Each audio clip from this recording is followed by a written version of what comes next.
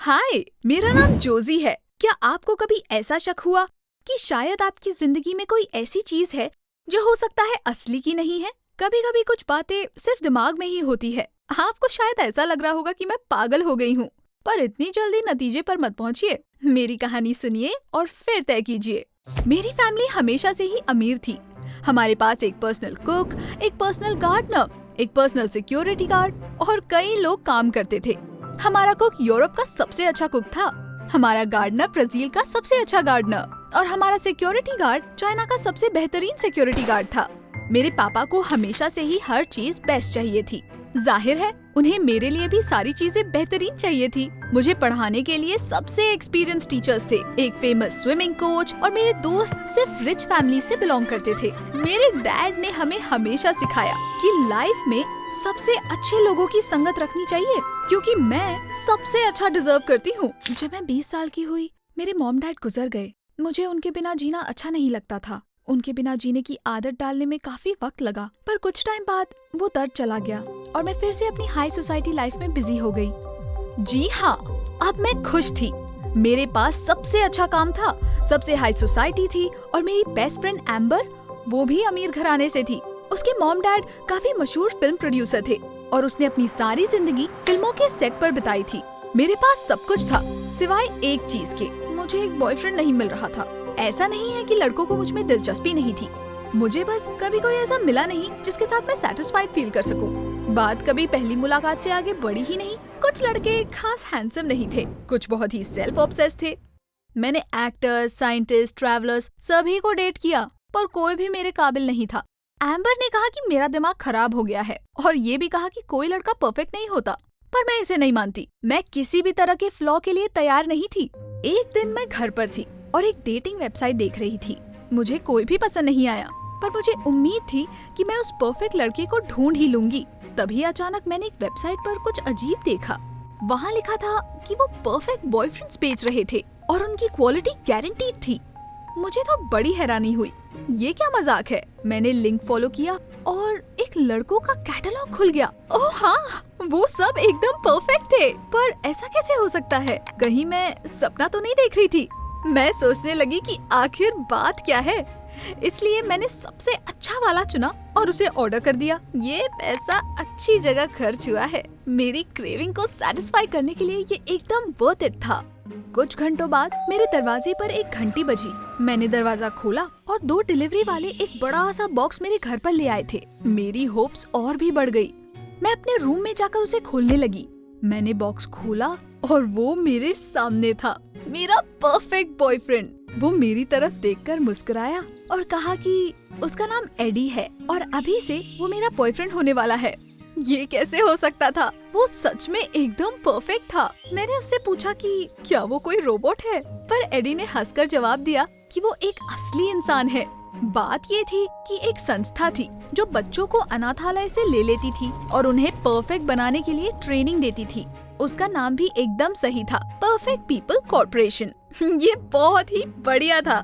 मुझे अपनी किस्मत पर यकीन ही नहीं हो पा रहा था, पर दूसरी ओर मुझे ऐसा भी लग रहा था कि आजकल आप जो चाहे वो खरीद सकते हैं, एक परफेक्ट बॉयफ्रेंड भी, और मैं तो उसकी हकदार थी। एडी मेरे साथ रहने लगा। कुछ दिनों बाद मैंने देखा कि वो न सिर्फ खूबसूरत था, बल्कि काफी होशियार, ध्यान देने वाला और मजाकिया भी था। वो एक बेहतरीन कुक था, उसे गिटार बजाना आता था और वो कार्स के बारे में भी काफी कुछ जानता था। वो सच में बहुत ज्यादा परफेक्ट था। कुछ दिनों बाद उसे एक जॉब भी मिल गई और फिर वो एक सीनियर मैनेजर की कुर्सी पर जाकर बैठ गया। हमने उसके प्रमोशन का जश्न मनाया और उसने मुझे एक हीरे की अंगूठी दी। ऐसा नहीं था कि मुझे किसी महंगे गिफ्ट की जरूरत थी, पर जो लड़का अपने आप को संभाल कर अपनी गर्लफ्रेंड के लिए कुछ कर सकता है, वो सच में एक खजाने की तरह होता है। मैं तो काफी खुश थी। जब से मुझे एडी मिला, मेरी एम्बर से उतनी बात हो नहीं पाती थी। मुझे मालूम है ये गलत था, इसलिए मैंने उसे एक रेस्टोरेंट बुलाया। ये मेरे बॉयफ्रेंड को उसे दिखाने का अच्छा मौका था। जब एडी उस रेस्टोरेंट पर पहुंचा, एम्बर पहले से ही उसका इंतजार कर रही थी। एम्बर मेरी तरफ देखकर मुस्कुराई, पर किसी रीजन से उसने एडी की तरफ देखा भी नहीं। ये तो काफी अजीब था। हमने एक दूसरे के साथ खूब सारी बातें की और तभी एम्बर ने कहा, तुम ये क्या कह रही हो? तो क्या तुम्हें तुम्हारा परफेक्ट बॉयफ्रेंड मिल गया? मुझे आश्चर्य हुआ। मैंने जवाब दिया, यही तो है, इसी का नाम तो एडी है। एम्बर ने मेरी ओर ऐसे देखा जैसे कि मैं पागल हूँ और कहने लगी, तुम ये क्या कह रही हो? यहाँ तो कोई भी नहीं है। ये क्या हो रहा था? वो यही तो था, बिल्कुल मेरे बगल में। एम्बर ने कहा कि मैं पागल हो गई थी और अपने मन में ही कुछ अजीब सोच रही थी। वो खड़ी होके वहाँ से निकल गई। मैंने एडी की ओर देखा तो वो मेरी तरफ देखकर मुस्कुराया और कहा कि एम्बर शायद तुमसे जलती है, इसलिए उसने ऐसा कहा कि उसे कोई नहीं दिख रहा, मेरी बेइज्जती करने के लिए। अगले दिन मैं और एडी कुछ शॉपिंग करने के लिए गए। वो दोबारा से एकदम परफेक्ट लग रहा था। वो मेरे हर काम में मेरे साथ था। हालांकि मुझे थोड़ी शंकाएं आने लगी थी। क्या वो सच में था या फिर सिर्फ मेरे ख्यालों में बनाया हुआ था या कुछ और? मैं एम्बर की बातों को अपने दिमाग से निकाल नहीं पा रही थी। उस शाम अपने डाउट को क्लियर करने के लिए मैं ऑनलाइन गई। अजीब बात थी कि वो परफेक्ट बॉयफ्रेंड्स की एड भी वहाँ नहीं थी। मैंने परफेक्ट पीपल कॉर्पोरेशन के बारे में भी जानना चाहा, जहाँ से मैंने एडी को खरीदा था, पर इंटरनेट पर इस नाम की कोई चीज थी ही नहीं। मैंने सोचा कि मैं सच में पागल हो गई हूँ। कुछ दिनों बाद मैंने अपने घर पर एक पार्टी रखी और मेरे सारे दोस्तों को घर पर इनवाइट किया। वो अभी भी एम्बर को नहीं दिखाई दे रहा था, हालांकि सभी लोग उसके साथ नाच रहे थे। हो सकता है ये सब मेरे दिमाग का खेल है। शायद मैं जो देख रही थी वो सिर्फ मुझे ही दिखता था। जब पार्टी पूरे जोरों शोरों से शुरू हो गई थी, मैंने एम्बर से पूछा, क्या तुम सच में उसे नहीं देख पा रही हो? एम्बर ने मुझे एक सरप्राइज लुक दिया और पूछा, किसे? मुझे नहीं पता तुम क्या कह रही हो। मेरी पूरी दुनिया हिल गई। मैंने कहा, यही तो है एडी, मेरा परफेक्ट बॉयफ्रेंड। मैंने तो अभी अभी उसके साथ डांस किया। पर एम्बर ने कहा, यहाँ तो कोई भी नहीं है। देखो, मैंने तुम्हारी अकेली नाचते हुए फोटो ली थी। उसने मुझे अपना फोन दिखाया। उस फोटो में सब लोग थे सिवाय एडी के। मुझे चक्कर आने लग गए। ये मेरे लिए सदमा था। वो असली नहीं था, वो सिर्फ मेरे दिमाग का एक वहम था। मेरे साथ ये क्या हो रहा था? मेरा दिमाग खराब हो गया था। मैं नीचे गिरने लगी, पर फिर एम्बर ने मुझे पकड़ लिया। जब मुझे होश आया तो पार्टी खत्म हो चुकी थी। वहाँ कोई भी नहीं था, सिर्फ एडी मेरे साथ बैठा हुआ था और मेरी ओर दुखी आंखों से देख रहा था। मुझे डर लगा। तुम यहाँ क्या कर रहे हो? तुम असली नहीं हो। एडी ने कहा कि तुम एक परफेक्ट बॉयफ्रेंड के लिए इतनी बेताब थी कि मैं सामने आ गया और वो हमेशा मेरे साथ रहेगा। मैं जोर से चिल्लाई और भागने लगी, पर मैं जहाँ भी जाती वहाँ वो ऑलरेडी होता। वो मेरा पीछा कर रहा था। मैंने ये क्या कर दिया था? मैं घर से बाहर भाग गई। मुझे मदद चाहिए थी। मैं चाहती थी कि मुझे एडी से छुटकारा मिल जाए। एक ही ऐसी इंसान थी जो मुझे समझ सकती थी, वो थी मेरी दोस्त एम्बर। मैं देर रात उसके घर गई और उसे सब कुछ बता दिया कि मेरा दिमाग खराब हो चुका था। मैंने उससे मदद मांगी। एम्बर ने मुझे शांत किया। उसने कहा कि वो मेरी मदद जरूर करेगी। वो एक साइकेट्रिस्ट को जानती थी। एम्बर ने उसे कॉल किया और अगले दिन मुझे उसके क्लिनिक पर ले गई। तो यही बात थी। इस तरह मैं पागल हो चुकी थी। उन्होंने मुझे पैजामा पहनाकर एक अलग वार्ड में रख दिया। मैंने डॉक्टर के साथ बहुत देर तक बातें की। उसने मुझे सारी चीजों के बारे में बहुत कुछ पूछा और मेरे ऊपर कुछ टेस्ट भी किए। जब मुझे थोड़ा सा समय मिलता था तब मैं दूसरे पेशेंट्स के साथ वहाँ एक सुंदर से गार्डन में घूमती रहती थी। जाहिर है मुझे किसी के साथ रहना था, पर मुझे इसमें भी खुशी थी जब तक कि मुझे एडी ना दिखाई दे। मुझे कुछ दवाइयाँ दी गई जिससे मेरा भ्रम दूर हो जाए। हालांकि हर चीज की एक कीमत होती है। जब मैं क्लिनिक से निकली, मुझे मेरे सारे कामों से निकाल दिया गया था और वो लोग जिन्हें मैं अपना दोस्त मानती थी, वो भी मेरे खिलाफ हो गए थे।